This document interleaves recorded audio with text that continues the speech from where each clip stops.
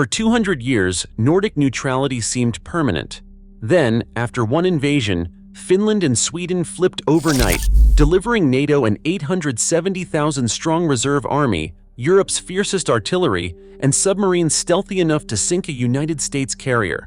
Now, with Norway's Arctic overhaul worth $150 billion and Denmark wiring Greenland for war, the alliance has just forged its most powerful shield directly on Russia's border. But how did this transformation happen so fast, and what secrets still worry Moscow? The answer starts on the Baltic front.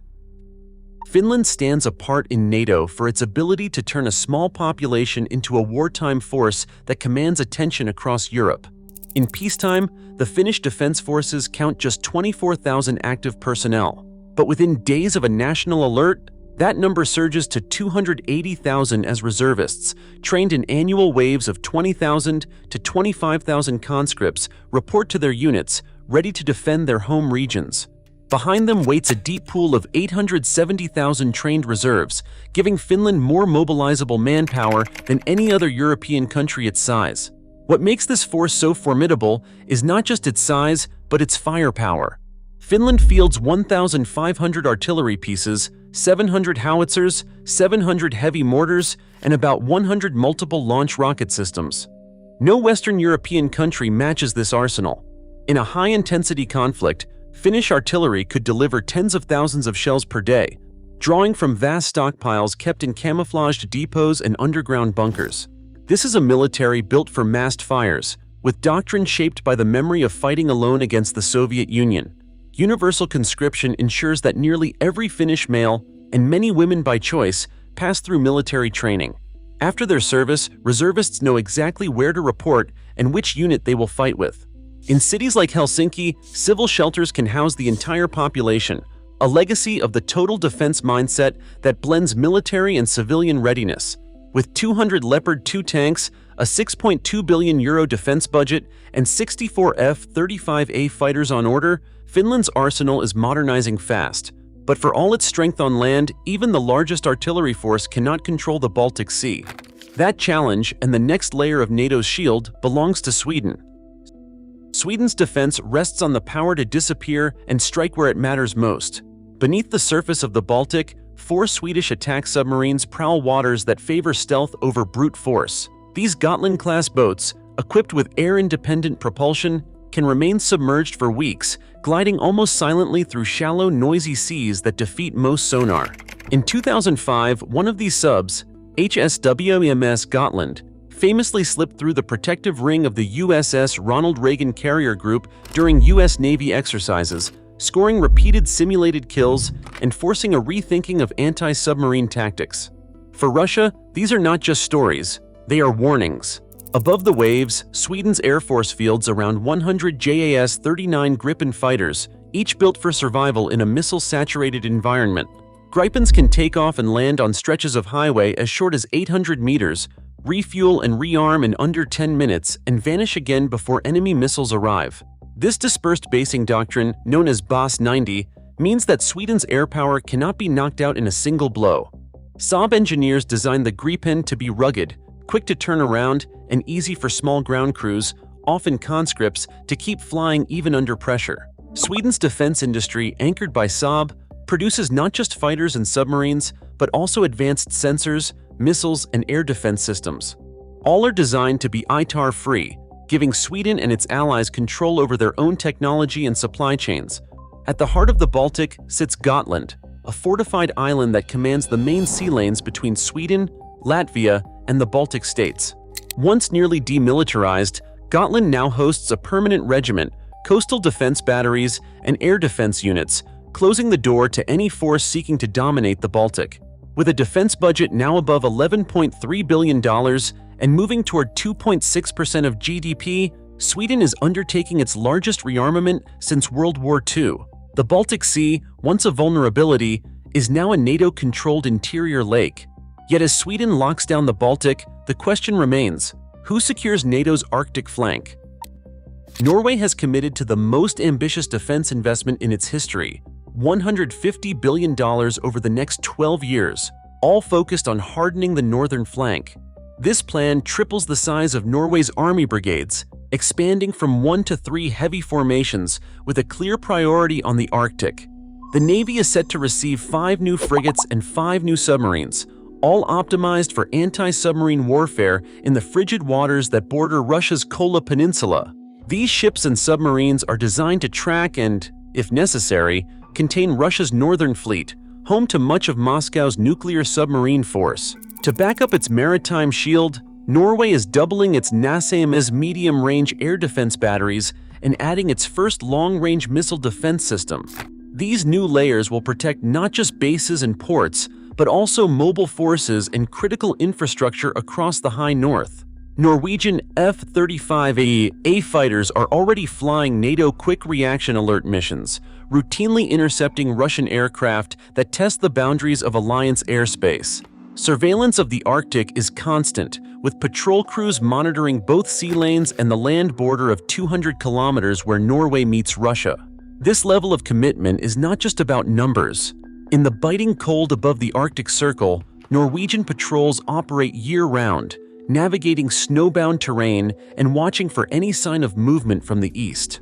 The Home Guard, soon expanding to 45,000, ensures that local knowledge and rapid mobilization are always at hand. Norway's long-term plan is clear: deter any threat before it can reach the heart of the alliance, and guarantee that the northern gateway to Europe remains secure. The scale and speed of this transformation send a message. NATO's Arctic shield is no longer thin or fragmented. But even the strongest defense in the north needs to connect seamlessly to the Atlantic and the Baltic, a task that falls to Denmark. Denmark's strategic weight in NATO's northern shield comes from geography and infrastructure, not just numbers. With 42 billion Danish kroner dedicated to Arctic and North Atlantic investments, Denmark is transforming Greenland and the Faroe Islands into the alliance's forward eyes and ears. New long-range radars and coastal sensors are being installed across Greenland and the Faroe Islands, filling gaps in the Arctic air and maritime picture. Drones built for endurance in harsh weather will patrol thousands of kilometers of sea lanes. Upgraded satellite links and a planned subsea fiber optic cable will connect these outposts directly to NATO's command network. The cable stretching from Denmark to the Faroes and Greenland promises secure data flow for military operations and civilian life, making the region less vulnerable to outside interference or cyber threats. Denmark's role as gatekeeper is reinforced by control of the Danish Straits, the only maritime exit from the Baltic Sea, and by territory at the entrance to the GIUK Gap, the critical passage for naval movement between the Arctic and the Atlantic. Modernization of ports and airfields in Greenland and the Faroes ensures Allied ships and aircraft can operate far north, supporting rapid reinforcement across the entire Nordic area. The Royal Danish Air Force is fielding 27 F-35A fighters, with 16 more on order, while new Patriot and Iris-T air defense systems add another layer to the alliance's shield. 5 advanced frigates patrol both home waters and the North Atlantic, ready to escort convoys or track hostile submarines. At home, Denmark is expanding conscription to include women from 2027, growing the pool of trained personnel needed to staff radar stations, logistics hubs, and Arctic operations. Local leaders in Greenland and the Faroe Islands are negotiating how these changes will shape their communities, balancing security with autonomy. As the Arctic becomes a theater of competition, Denmark's investments ensure the Nordic shield is not just strong at the front, but connected at every seam. The result is a continuous line of surveillance, communication, and rapid response linking the Baltic to the Arctic, one that adversaries cannot easily sever. April 2024 saw every Nordic defense minister sign the Vision 2030 agreement in Tórshavn, setting a clear objective. Nordic militaries must be able to plan, command, and fight together in crisis or war, not just coordinate in peacetime. Vision.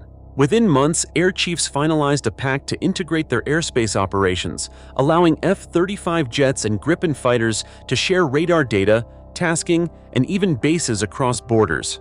Integrate. The Nordefco Secretariat in Copenhagen now steers joint logistics, secure communications, and real-time command links that connect every Nordic capital to NATO headquarters. Real-time, Nordic response. 2024 put this to the test. 20,000 troops from 4 countries moved seamlessly between Arctic valleys and Baltic forests using unified command and control nodes. Unified. What began as a policy document has turned into a combat-ready framework, with Nordic forces able to deploy, supply, and fight as a single shield.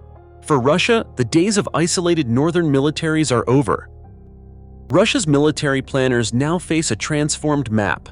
The Baltic Sea, once a patchwork of alliances and vulnerabilities, is now nearly entirely surrounded by NATO. 7 out of 9 coastal states belong to the alliance. Kaliningrad, once a forward bastion, is effectively boxed in by NATO territory on land and at sea. The addition of Finland alone doubled the length of the land border between NATO and Russia, stretching it by 1,340 kilometers. That change erases much of the operational depth Russia once relied on for staging and maneuver in the northwest. Any movement from the Kola Peninsula or the Leningrad region is now monitored by a web of Nordic and NATO sensors, leaving fewer safe corridors for reinforcement or surprise. In the Arctic, Russian Northern Fleet submarines and surface ships face constant surveillance as they attempt to reach the Atlantic. The freedom to threaten the Baltic states or to outflank NATO through the north has shrunk dramatically. For Moscow, the northern theater is no longer a buffer. It is a fortified frontier.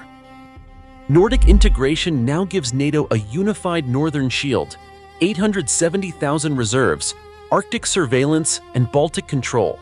As new threats emerge, this alliance is not just deterrence, it is a blueprint for rapid democratic transformation. Security here is no longer theoretical. It is being tested and shaped in real time. What is your perspective?